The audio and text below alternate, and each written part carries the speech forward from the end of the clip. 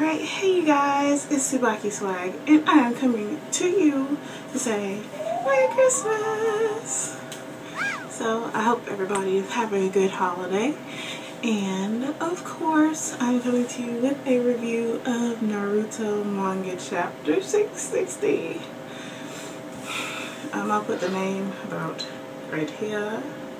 Anyways, so of course, this chapter picks up where the last one left off at, where Madara is trying to suck all the tail beasts back into the wooden statue.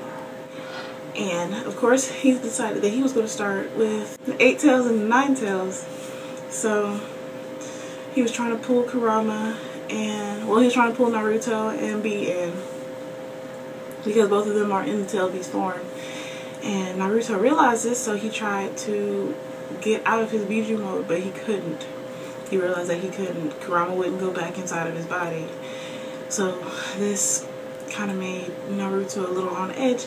And while Madara was like, I have my hands on you pretty much and you're not going anywhere, and White Zetsu came up out of nowhere and was like, well, I think that you should start in order with the Ikibai, which of course is the One Tails, which is Shikaku.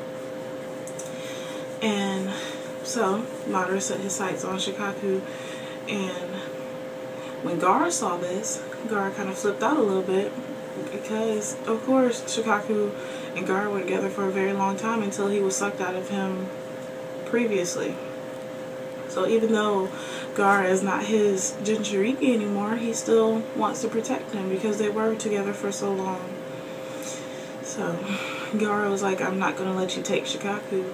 And White Zetsu was like, why are you trying to save him? You're not going to die if we take him because you're not his Jinchuriki anymore. And then Shikaku started having flashbacks of, well, first they showed little baby Gaara. He looked so cute. He looks like a little panda bear. But they showed little baby Gaara, and he was like, when you fall asleep, I'm going to I'm pretty much going to possess you and kill everybody. Those were pretty much Shikaku's words. And Gaara was like, why? I was like, aren't you supposed to protect our village? And he was like, why should I protect you? You humans are worse than us beasts. Which, in a way, is true. But not all humans are like that. It's just the ones that Shikaku had come into contact with were. But after that, they show the priest that Shikaku like inhabited before Gaara. And the priest was talking to him like, well, they showed the priest in a cage, and they were bringing him his lunch or whatever. These two guards were bringing him his lunch. And they're like, they don't understand why they have to guard him. But one of them said they don't understand why they have to guard him, and then the other one said that it shows that they acknowledge your strength to let you guard a Jinchuriki of such high caliber.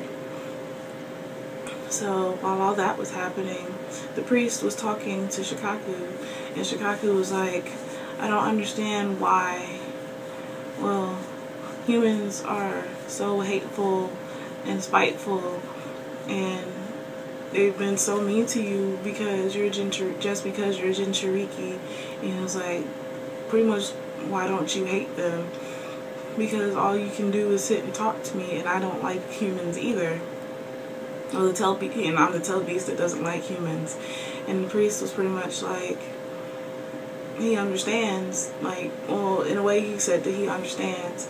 And he has 2 tattoos on the inside of his heart, on the inside of his hands, which mean heart and acceptance.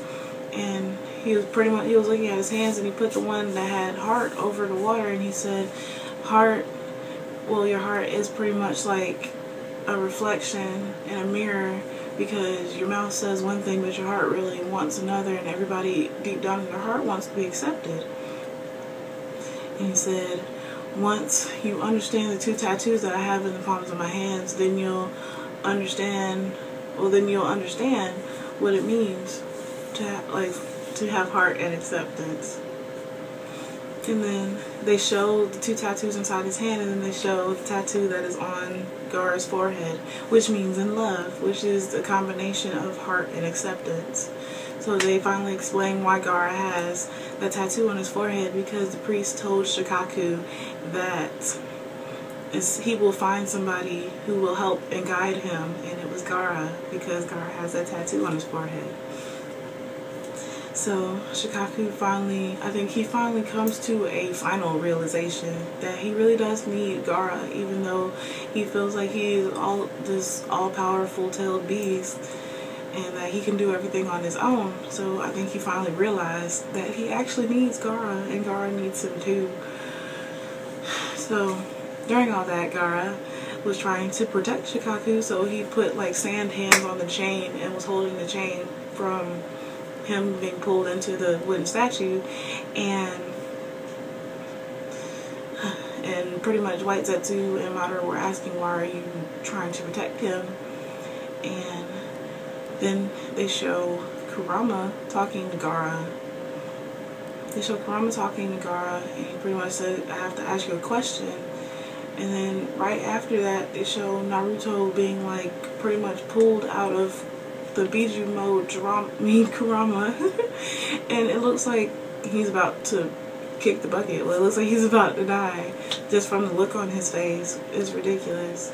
So that was pretty much the end of the chapter. So it looks like it's not going good for Naruto right now, but I know that he'll be okay, because the series really can't end without him. It would be really sucky if Naruto did die right now.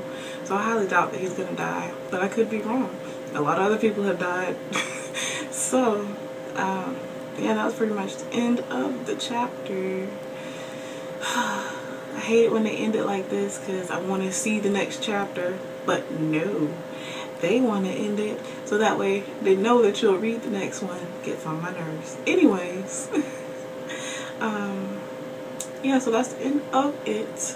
I'm going to make another video in a couple of days about my predictions. I'm not going to say anything about what I think is going to happen now, but I will say it later. So as always, please, please, please remember to comment, rate, and subscribe. And as always, this is TsubakiSwagg saying adios.